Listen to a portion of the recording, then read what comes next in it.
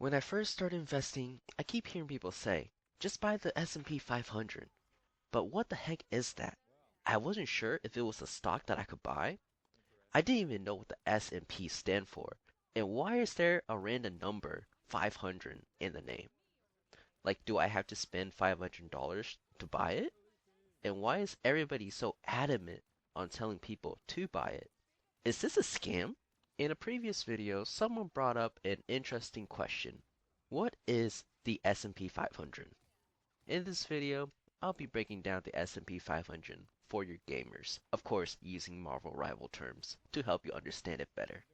Hi, I'm a 25-year-old software engineer who has a dream of becoming financially free. I am currently making this video on the side in the hopes to inspire other people through my own experiences. So what exactly is the S&P 500? According to Google, the S&P 500, or the Standard and Poor's 500, is a stock market index tracking the performance of the 500 of the largest publicly traded companies in the US.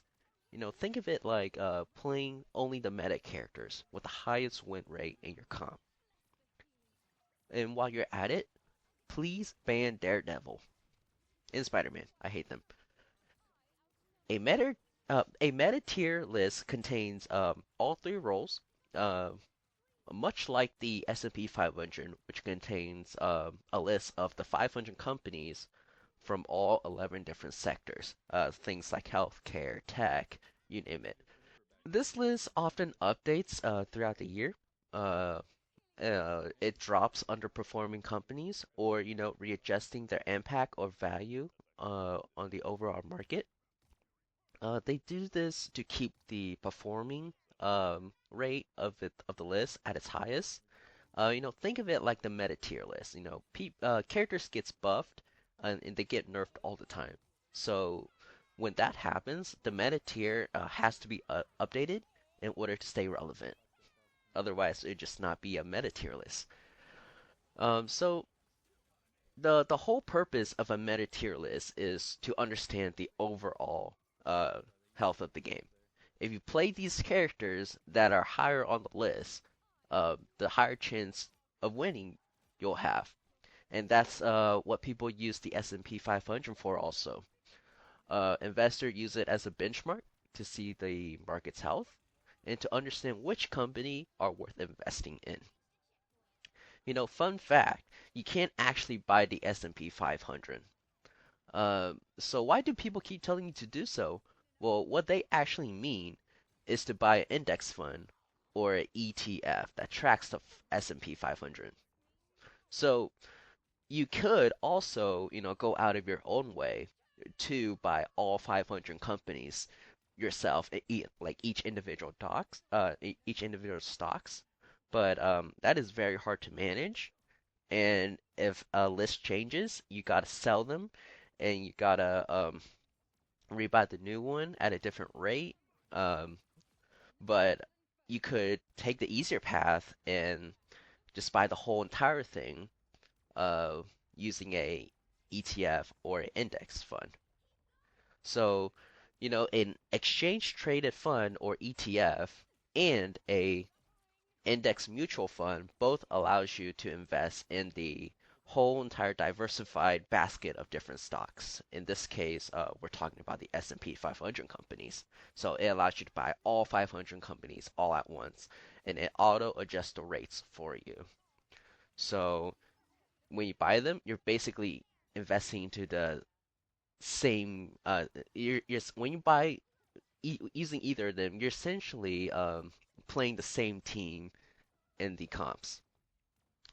So the main difference between them is really just how you trade them. So imagine if you're playing a match and your team decides on a team comp where the game, before the game starts, you lock in your character, your roles, and your strategy. Once the match starts, you're not constantly changing things around. That's kind of what an index mutual fund is. So with an index mutual fund, you place your order during the day, but the trade does not actually happen until the market closes. So you do not know what the exact price you'll be uh, you'll be paying until after 4 p.m. So it's mainly good for people who want to set it aside and forget about it and automate their investing and oh sorry, I burped, and not worry about the price moving every second. A ETF is more like, being able to buy into uh it's being able to buy during the market when it's live. Um, so think of it like it could still follow the S&P 500 method, but so essentially the same team comp, but you're trading it like a stock, so you can buy and sell whenever the market's open. The price moves throughout the day, so depending on what you buy, you might pay a little more or even a little less. But the main difference of ETF is that you can buy as many times as you want during the day. So if we're not buying the S&P 500, it would be a little bit easier to understand. So an ETF means you can buy different stocks uh, at a different time. But so if you want to buy a certain stock that's doing good, you could do that. And if you want to sell a certain stock that's doing bad, you could also do that. For an index fund, you're locked in already. You can't change your characters. So but since we're investing into the S&P 500, it really doesn't matter if you use an index fund or a ETF. So why do people love the S&P 500 so much? It's because, according to Fidelity, since its conception, right, it has an average annual return of 10% per year.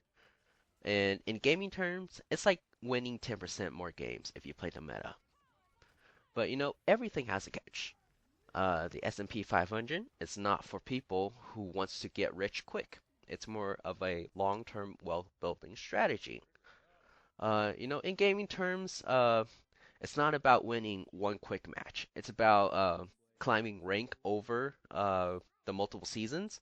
One bad game does not ruin your whole account. But that's only if you keep playing smart. The S&P 500 also does not win every single year. When people say averages around 10% a year, it does not mean you're guaranteed 10% every year. Uh, it's like having a strong win rate. You might win over time, but you could still go on a losing streak. Another catch of the S&P 500 is it's made of the large U.S. companies. So if the U.S. market struggles, the S&P 500 in the whole can struggle too. It's like playing in one region. If that region has problems, your whole game is affected. You could even potentially not be able to play. But so anyway, also the S&P 500 is not equally split between all 500 companies.